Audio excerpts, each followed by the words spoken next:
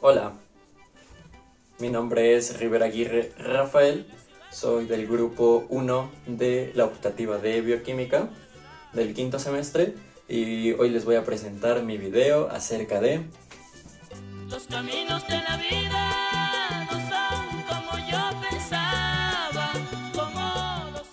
Para poder comprender bien este proceso metabólico, comenzaré desde un paso anterior, el cual liga la glucólisis con el ciclo de Krebs. Este proceso se conoce como la oxidación del piruvato. Como recordaremos, al final de la glucólisis nos quedan dos moléculas de piruvato, a las que todavía se les puede extraer mucha energía. El piruvato se produce durante la glucólisis en el citoplasma, pero la oxidación del piruvato ocurre en la matriz mitocondrial. Los pasos de esta oxidación son los siguientes. Con ayuda de la enzima piruvato deshidrogenasa, se corta el grupo carboxilo del piruvato y se libera como molécula de dióxido de carbono. El resultado es una molécula de 2 carbonos llamada acetil. El hidrógeno del grupo carboxilo sobrante es captado por NAD+, y se forma una molécula de NADH. La molécula de 2 carbonos oxidada se une a la coenzima A, una molécula orgánica derivada de la vitamina B5, y se forma el acetil-CoA. Como conclusión, el resultado de este proceso es 2 moléculas de piruvato se convierten en 2 moléculas de acetil-coenzima A. Se liberan 2 carbonos como dióxido de carbono y se generan 2 NADH a partir de NAD+.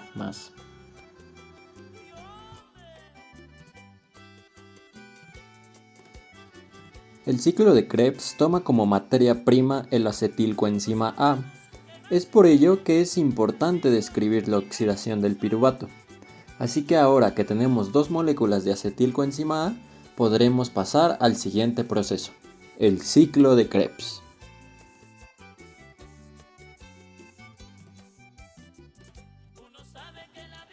Este proceso también es llamado el ciclo del ácido cítrico o el ciclo de los ácidos tricarboxílicos.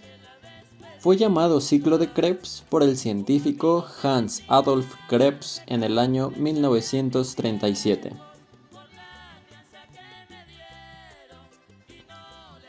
Este ciclo ocurre en la matriz mitocondrial.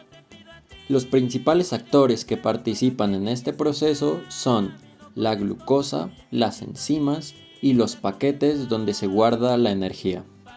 En este caso son ATP, FADH y NADH. El ciclo del ácido cítrico es una pieza central de la respiración celular. Dicho proceso consta de 8 reacciones, donde el propósito principal es crear energía y almacenarla en las moléculas antes mencionadas. Así que en este video describiré cada reacción paso por paso. En la primera reacción, el acetilcoenzima A se une con una molécula de 4 carbonos, el oxalacetato, con ayuda de una coenzima llamada citrato sintasa. A la par de esto, se libera el grupo coenzima A y se forma una molécula de 6 carbonos llamada citrato. Es por este compuesto que se le da el nombre del ciclo del ácido cítrico o de igual forma el ciclo de los ácidos carboxílicos. Bien, pasemos con la segunda reacción. En este paso, el citrato se deshidrata con ayuda de la enzima aconitasa, es decir, suelta una molécula de agua y su nuevo nombre es el cis-aconitato. Sin embargo, aquí no acaba esta reacción, ya que la enzima aconitasa vuelve a regresar la molécula de agua, es decir, la vuelve a hidratar. Pero en esta ocasión, los átomos cambian de posición, por lo que esta última molécula se llamará isocitrato. En el tercer paso, el isocitrato se oxida con la ayuda de la enzima isocitrato deshidrogenasa y libera un grupo carboxilo entero, que se transforma a su vez en una molécula de dióxido de carbono. Durante este paso, la enzima trae consigo una molécula de NAD+ lista para ser cargada, por lo que roba un hidrógeno y se convierte en NADH. En esta reacción, como podemos apreciar, queda una molécula de 5 carbonos, el alfa-cetoglutarato. El cuarto paso es similar al tercero, sin embargo, en este caso el alfa-cetoglutarato es quien se oxida. La enzima que tiene lugar en esta reacción es la alfa-cetoglutarato deshidrogenasa. De nueva cuenta, trae consigo una molécula de NAD+, lista para aprovechar y cargarse. El primer paso vuelve a ocurrir y la enzima descarboxila a la molécula, librando de nueva cuenta dióxido de carbono.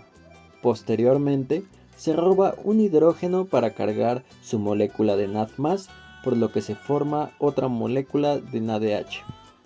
La diferencia en esta reacción es que vuelve la coenzima A para unirse a este nuevo compuesto de 4 carbonos y se le da el nombre de succinilcoenzima A. En la quinta reacción, la succinilcoenzima A se fosforiliza, es decir, se sustituye la coenzima A con un grupo fosfato.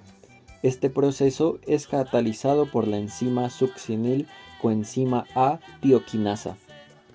Este grupo fosfato enseguida será transferido a ADP para obtener ATP. En algunas moléculas se utiliza GDP en lugar de ADP, con lo que se obtiene GTP, es decir, guanosin trifosfato.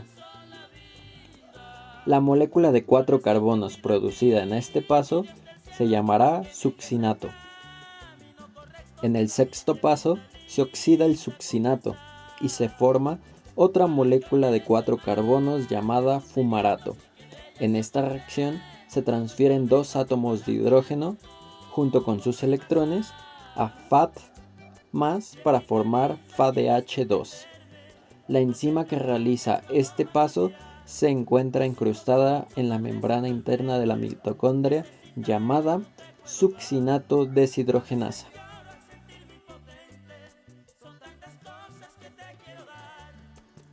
En la séptima reacción, la enzima fumarasa hidrata al fumarato, es decir, le añade una molécula de agua.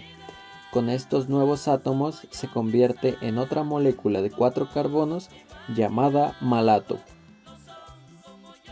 En el último paso del ciclo del ácido cítrico se regenera el oxalacetato, el cual fue el compuesto inicial de 4 carbonos que acompañaba a la acetilcoenzima A. Esto se logra mediante la oxidación del malato, con ayuda de la enzima malato deshidrogenasa. En este proceso, otra molécula de NAD+ se reduce a NADH. Esta molécula de oxalacetato se une con otra molécula de acetilcoenzima A y se repite el ciclo de Krebs. Para poder observar de una mejor forma las 8 reacciones del ciclo de Krebs, se observa el siguiente esquema.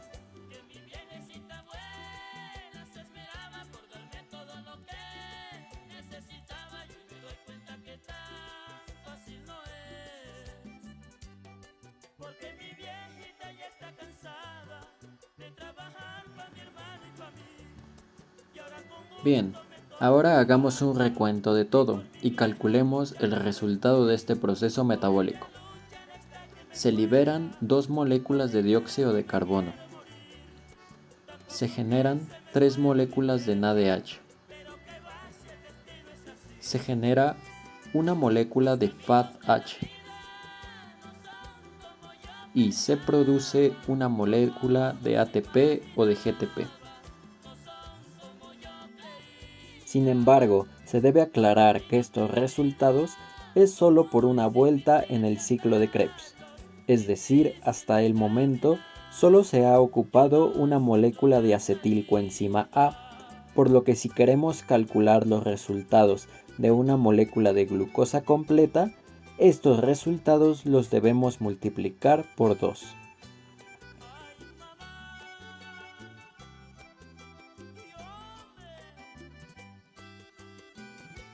Fosforilación oxidativa. Este es el proceso en el cual se genera la mayor cantidad de ATP, ya que es donde los otros tipos de paquetes de energía se convierten en ATP. El principal propósito de los procesos anteriores es suministrar el hidrógeno de la molécula de glucosa en formas oxidables. La oxidación del hidrógeno sucede a través de una serie de reacciones que desdoblan cada átomo de hidrógeno en un protón y un electrón. Los electrones se combinarán con el oxígeno disuelto con las moléculas de agua y generarán iones hidroxilo, y después estos junto con el hidrógeno se combinan para formar agua.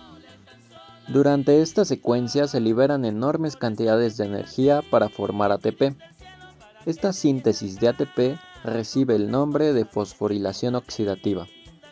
Este proceso de la respiración celular ocurre en la mitocondria, específicamente en la membrana interna o también llamada cresta.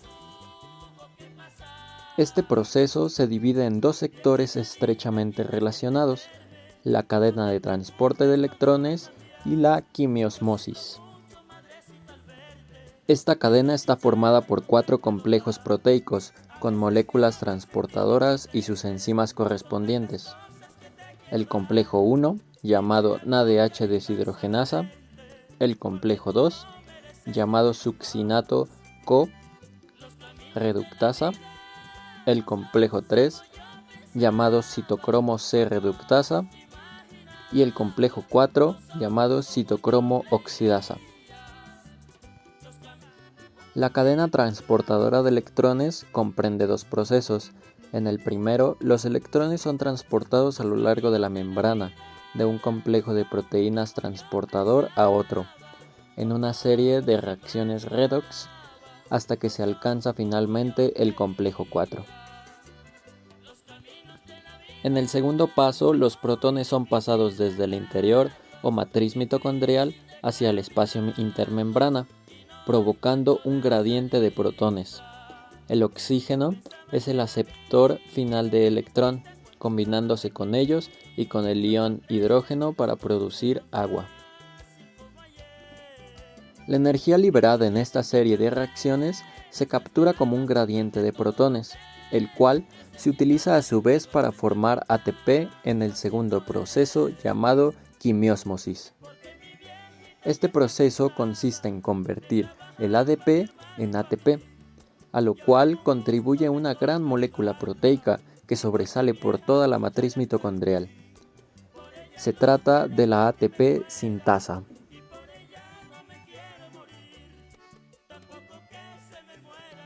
Bien, ya que hemos comprendido las generalidades de la fosforilación oxidativa, regresemos a la cadena de transporte de electrones para describir los pasos clave en este proceso. La entrega de electrones se dará por las moléculas que almacenan la energía, es decir, NADH y FADH2. Comencemos con el NADH, quien libera 2 electrones y con esto se convierte en NAD+ de nueva cuenta. Además, que permite la entrada de 2 iones hidrógeno. Posteriormente, los electrones pasan del complejo 1 al complejo 3 y de nuevo se bombean 2 iones de hidrógeno.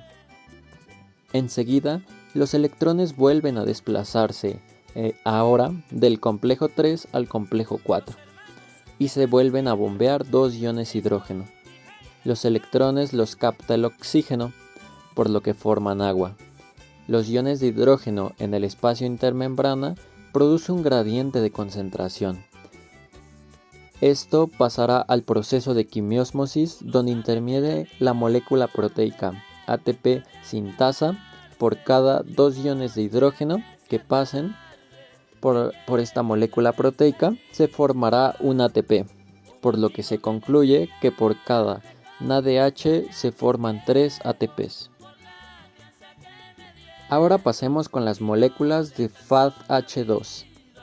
El problema con esta molécula es que no es capaz de introducir los electrones desde el complejo 1, sino que los introducirá hasta el complejo 2.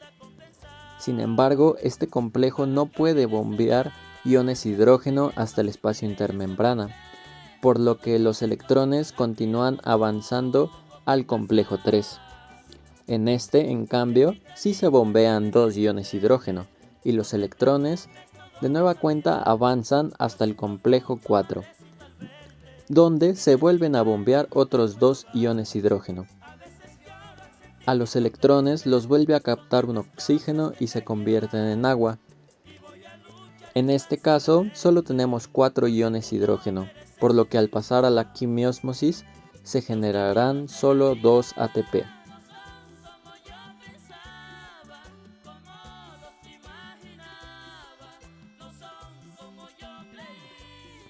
Hagamos un recuento una vez más. Esta vez comenzaremos con los productos de la glucólisis, los cuales fueron 2 moléculas de NADH. En este proceso, dichas moléculas se convirtieron en 6 ATP. Después, en la oxidación del piruvato, se vuelven a generar 2 moléculas de NADH, por lo que se vuelven a convertir en 6 ATP. Y finalmente, en el ciclo de Krebs, se generaron 6 moléculas de NADH y 2 de FADH2, por lo que se convierten en 18 más 4, 22 ATP. Para finalizar, hagamos un recuento en total de la respiración celular, donde se agregan los ATP ya obtenidos, y en total nos da una cifra de entre 36 y 38 ATP.